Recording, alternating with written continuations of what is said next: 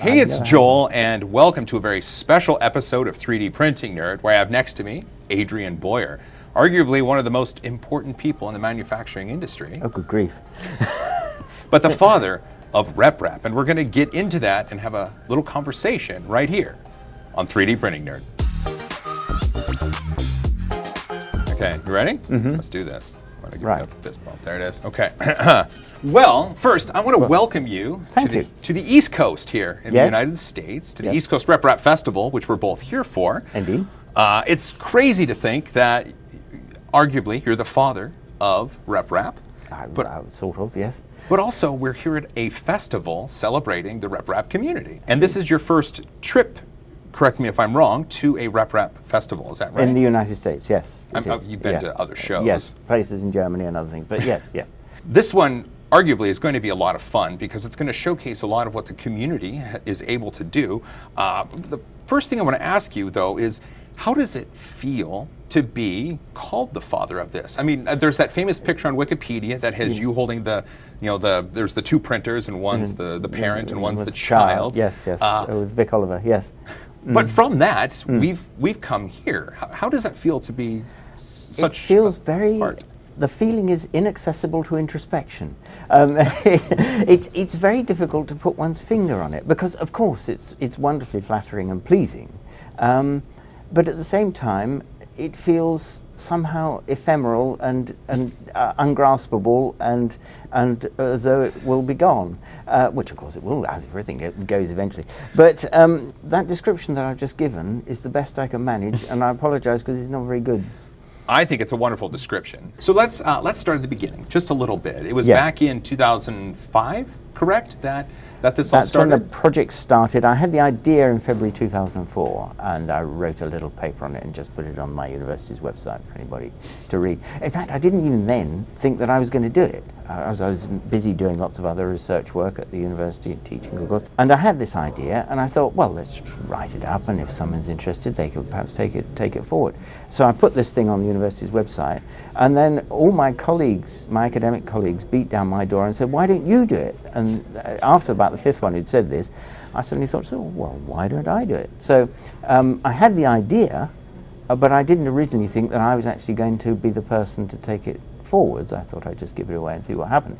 But then I got a really good research student, and he came with a modest sum of money, about $27,000 or so, for a 3-year project, which is, in fact, ignoring the funding for his living, which was also included, that's the smallest research grant I'd ever received in my entire academic career, which was a good thing, and that was the sum I asked for because I wanted, when doing the project, to show that it could be done for less than the cost of a single 3D printer at the time. That's right; they were really expensive at the time, right? $40,000-$50,000, yes. But they weren't so complex that this wasn't possible.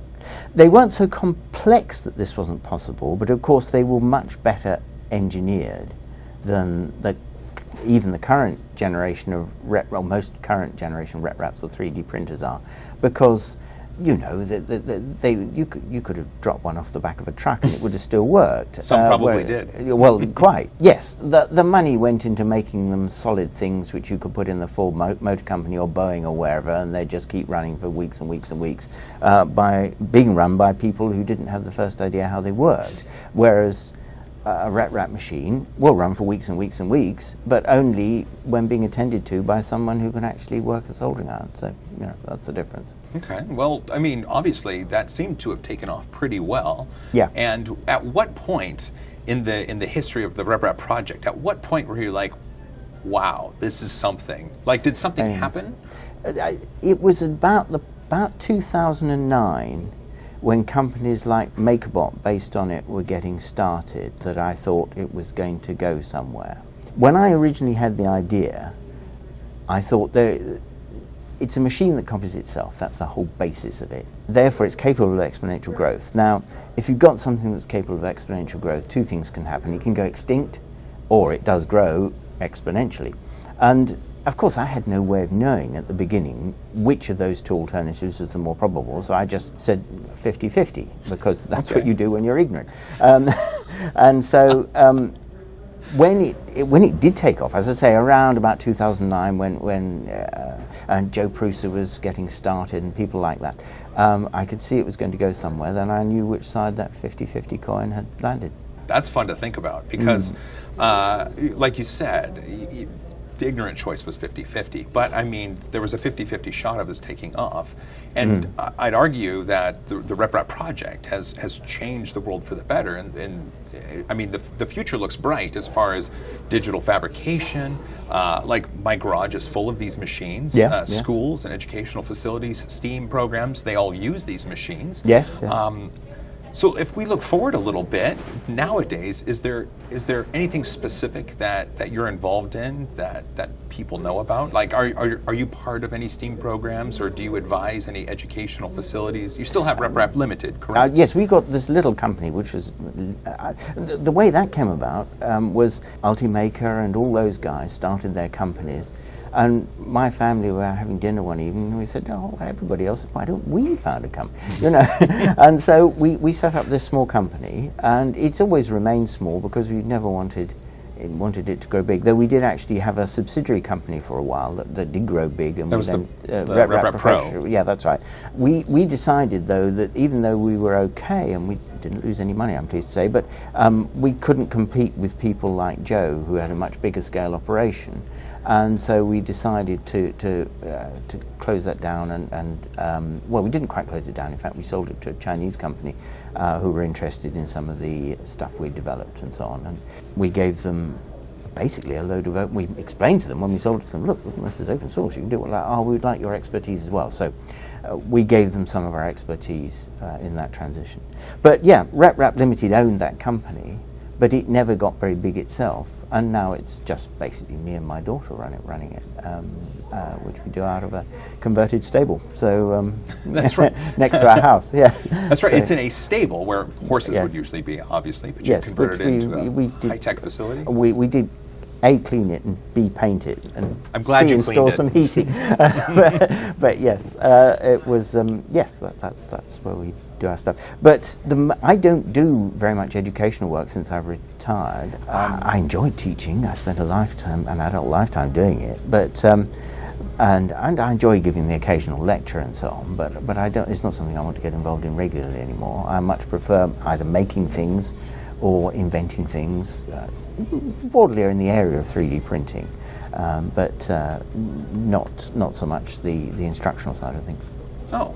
Speaking of Joe Purusha, I remember we were just at his facility. Have you been by his facility in the Czech Republic? No, I've never been there. I've met him on many occasions, both in the UK and in various conferences and things all over the world, but I've never actually been to his place before. So, it's a wonderful place. I think you would really... I've seen pictures, so I can imagine... Well, I'm better than I imagine I've seen the pictures, so I know what it's like, but yes, I'd like to go one day, but...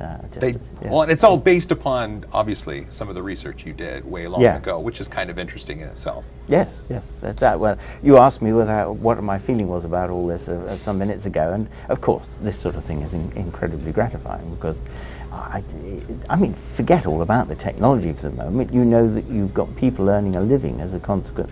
By you, I mean me. You know that I've got people whom I've never met earning a living as a consequence of what I've done, and that's feels quite a pleasurable thing to have achieved. There's been some cool developments in 3D printing lately, and one of the most recent I wanted to ask you about is we were just out at Lulzbot to detail their BIO 3D printer. Yes, with a syringe, basically a computer-controlled syringe and that sort of thing. Yeah, right. Printing collagen and all that stuff. Yeah. So we're at the point where these machines are able to reproduce objects using human cells. Mm-hmm. We're at the point where these machines can reproduce objects in metal. Mm-hmm. And we're at the point where these machines can use multi-material to make flexible hinges that are built in. So, I mean, thanks to you, we may have brought about the next robot revolution. Maybe. One of the interesting things about all that you've just said, it seemed to me, is that we do also have machines that will print electrical circuitry, of course. That's right. But it's been one of the constant surprises to me over the last 10 more years is the fact that those haven't really come to be the absolutely key defining technology in all of this, because seemed to me right at the very beginning of the project, and has done all the way through, that the ability to print basically electronics embedded in a piece of mechanics was the single most useful thing to be able to do. Now, it's useful, clearly, because people make machines and use them for that. It can't really be described as something that's exploded in the way that printing with individual single materials has. I mean, all right, I bet there are more colour machines than there are plastic and electrical conductor machines out there. I would say you're right. Yeah, and that's a surprise to me.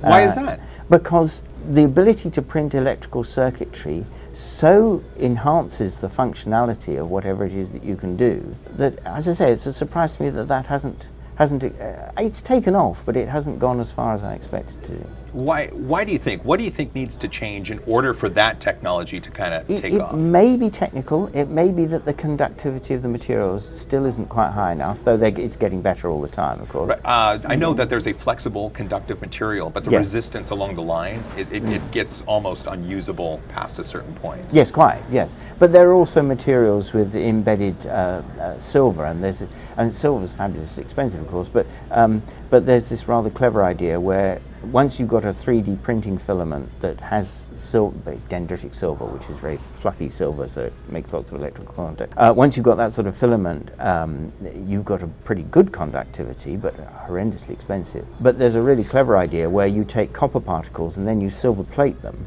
and then you get all the advantages of silver, but the cheapness of copper, because the silver coating is only, well, probably more than a few angstroms, but not all that thick. But not that thick. No. Yeah. And so that sort of material, I would have thought, would give you conductivity, not as good as a metal, but certainly good enough for MOSFET electronics, that sort of thing.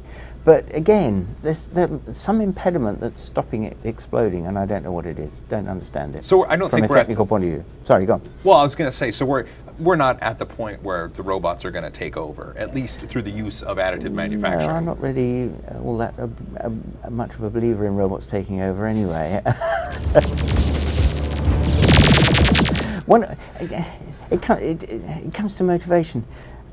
One of the most enduring myths is the Frankenstein myth, of course, where really? I mean, you can take it right back to the idea of the golem or Pygmalion making his statue, he falls in love with, and all the rest of it. And as I say, there's Dr. Frankenstein and his monster, and the Terminator, which is basically just Frankenstein, of course. Basically, yeah. But there's this idea of machines taking over, which is entirely based on the nature of a drama and has nothing to do with the nature of either physical or, even more important, biological reality. The only incentive to take over, and the reason why human beings do it, is because we reproduce. Now, I know rat reproduces. But it was like, your machines are built to reproduce themselves. Yes, but coming back to that, to imagine that self-reproducing machines made by human beings are going to take over is about as fanciful as imagining that the world of men and women is going to be taken over by cows. Because for 10,000 years, we've been selectively breeding and improving cows and wheat and chickens and all the rest. These are all self-reproducing machines. True. And there is exactly zero danger that they are going to take over the world from us.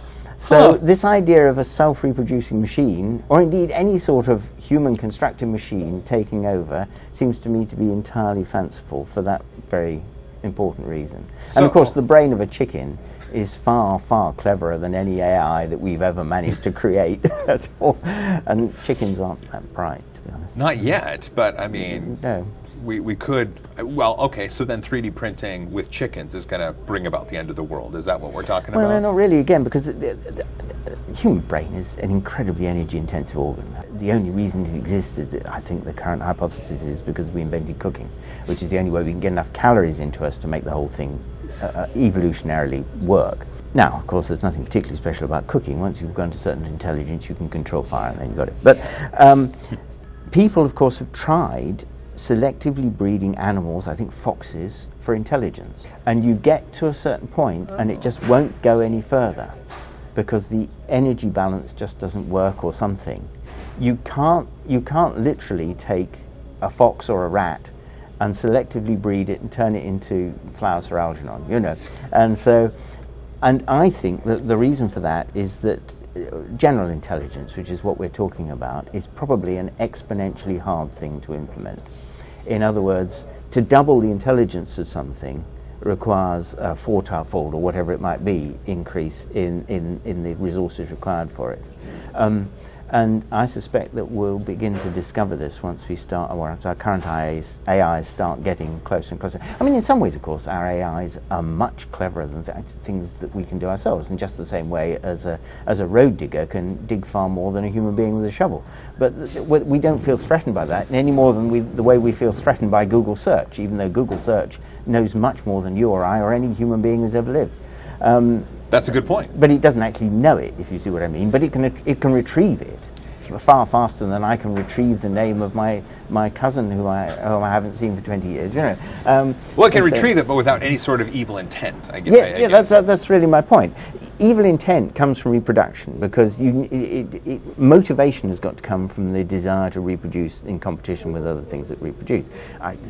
There's a lot of nonsense talked in I was going to say in biology. This is not true. The nonsense isn't talked in biology. The nonsense is taught by people observing biology from the outside about nature, red in tooth and claw, and so on. In fact, the vast majority of biological stuff is about collaboration, not about competition at all. But of course, competition does occasionally appear. It appears even inside ourselves when one of us gets cancer. But competition appears between species and also intraspecific competition, and that's where wars and so on come from. But for that to happen, you need motivation, and to get motivation, you need something other than to be created by a human being with some other intent in mind, like searching all of the world's databases to find the 3 closest restaurants where you currently happen to geographically be. You know, intelligence doesn't necessarily equate to evil intent.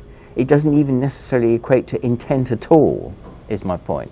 Sure. It's funny you bring up, we're talking about evil intelligence, we're talking about competition, and really you've just described the future of the 3D printing environments here. So we have these companies that have been brought up and sold product, and you've got Purusha, CNC, Lulzbot, Ultimaker, Chinese competition with their machines as well. Yeah. So then we have intent. It might not be evil, so to speak, but we have intent for these companies. Well, the people in the companies have intent, just as human beings have from time immemorial. But yes, go on.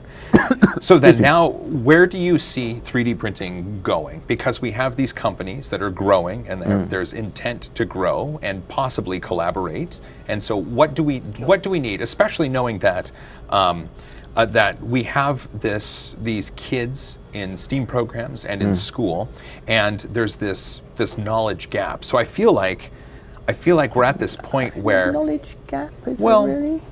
I don't know. Maybe there's a better word to describe it. Let me tell you what I'm thinking. Neil Gershenfeld at MIT takes Fab Labs out into the middle of nowhere, and he'll get an 8-year-old girl come into one of those, and she's building a microcontroller within 3 days. The knowledge gap is not down to her, it's up from her to her parents. Her parents' generation won't get involved because they're frightened of appearing silly, whereas she, of course, has none of those fears, and she just gets on with it. And so it's the same with, if you go back 25 years, it was children who could work video recorders and not their parents. I'm not convinced by this idea of a knowledge gap. Really? I think anybody under the age of 20 can acquire virtually any knowledge as long as they're interested in what it is that they're doing. And of course, not everybody is. I entirely understand. It would be a terrible world if everybody was interested in what you or I are interested in. That's true. But those who are interested, and there's so much available online, people just go and look it up for themselves. Sure, we need formal education, there's no question. I mean, the amount of research that's been done to show that education improves both society in general and the lot of individuals in society it's so well established that it's not even worth debating. But of course we need formal education. But when it comes to any specific topic, whether it's the history of the Han Dynasty in China, or whether it's how quantum mechanics affects the way in which a transistor works, if a person is interested in that, they don't actually need to be educated in it. What they need to be is educated enough to know how to go and find out things like that themselves. I agree with you. And I think that, but what I mean more about a knowledge gap is that we do have that disparity between the kids in educational programs who have access to this and the parents who might not necessarily be interested. So do we have this gap that will slowly compress? Meaning, as these kids grow older, will there be this abundance of knowledge and interest that enter the market? Are we 5 years away from having an abundance of STEAM-educated, additive manufacturing-friendly mindsets in these children ready for the job market? Or I don't know. I mean, ignorance is a renewable resource, of course. Joel, I have no idea what's going to happen in the future. Psychologists do research on this. It's really easy to do. You just have to wait for the answer. What you do is you go out and you find a bunch of people who are experts in some area, doctors, whatever it might be, and you say what's going to happen in 5 years' time, and you write down what they say, and then you come back in 5 years' time and see if they got it right or not. And the results of this research are really interesting in that they show you that people who are specialists in banking, whatever it might be, have no better idea than an ordinary, averagely intelligent general person being asked the same question about what happens in the future. The one distinction, the one thing where people are really good at predicting the future is human beings whose actual job and activity is predicting and getting constant feedback on their predictions. People like weather forecasters actually get good at predicting the weather, unsurprisingly, otherwise they'd be out of a job. But imagine that financial experts are probably quite good at predicting the future, otherwise they'd be out of a job. But apparently it doesn't work like that. It works more like the sort of you know, there's that scam where you give a betting tip to 100 people for the outcome of a 10-horse race or whatever. So of course 10 people get the right bet just by chance, because you've given this one horse to each of 10 people, one horse to groups of 10 people, and so those 10 people you target for the next tip, which you charge for, and so on. Except you don't start with 100, you start with 100,000, and you gradually whittle it down to some poor sucker who's getting there's random tips all the way down, but they're paying more and more for the tips as the tips come through, until you've got one poor sucker who's paying you £100,000 for the next tip, which of course 50-50 either comes through or doesn't. And so you've walked off with a pile of money just by using statistics and the laws of chance in order to fool people, a small group of people, into thinking you really knew what you were talking about. As I understand it, financial markets and the whole of finance essentially works like that, in that people who are asked to predict financial things, some get it right and some get it wrong, and the latter ones don't do so well in their jobs. And anyway, sorry, we're getting on to prediction here. The point is, you're asking me to predict. I haven't a clue what's going to happen in the future. You might as well pluck that guy out there in the car park and ask him. I might when we're done. Yes, I'll do my best to say what might or might not happen, but people shouldn't take what I say in any way as a prediction which I think is backed by anything other than chance, really. Let's turn it around a little bit, though, because you have a wealth of knowledge, and I mean, yes, you have some pretty specialized instruction, and you've been a lecturer, and Let's take the next 5 years, for example, and rather than saying what do you think's going to happen, I'd like to put it to you: what do you think should happen? What do you think should happen in education? And not necessarily for 3D printing specifically, but if people want to, in 5 years, if the job markets need to take in these kids that have just graduated or left educational facilities, what do you think their knowledge should consist of? What experiences do you think they should have in school to enter this new job market? I'm not entirely convinced that we should be educating people for a job market. Oh, really? Back in the 1930s, John Maynard Keynes worked out that sometime before where we are now, people in the developed world should be working about 15 hours a week. 15, 15. Yeah. I mean, it sounds great. Yes. And of course, when you look at the amount of time that's actually wasted on things that are not needed for people to live. If a bridge is being built, that's actually something that's needed. But there are an awful lot of activities. I hesitate to mention the making of videos. But there are an awful lot of activities that have financial worth in some way. They generate money, but they're not really absolutely needed in the way that food is needed and shelter are needed and things like that, medicine and so on. And indeed, there's a wonderful story in a book which I apologise for the title of in advance, called Bullshit Jobs. The thesis of this book is that 40 to 50% of employment in developed countries is actually just basically people taking in each other's washing. For example, he shows what happened in the German army when they outsourced their computing to a company that was going to support their computers. Previously, a lieutenant had taken his computer down the corridor to his new office and plugged it all in and installed it. Anyway, a few years later he moved office again because he got promoted or something, but by this time the company was now responsible for this. So first of all, there was a rule that said he couldn't actually pick up his own computer and walk to the new office. And secondly, the person from the company had to drive 500 kilometers to come and move his computer from one office to another and set it up again. That was one tiny example of the sort of thing that tends to happen, which is a complete waste of time, everybody's time, and yet this person in the army and the person who came to move his computer were both employed. There was both a system for financing their employment, and so on and so on.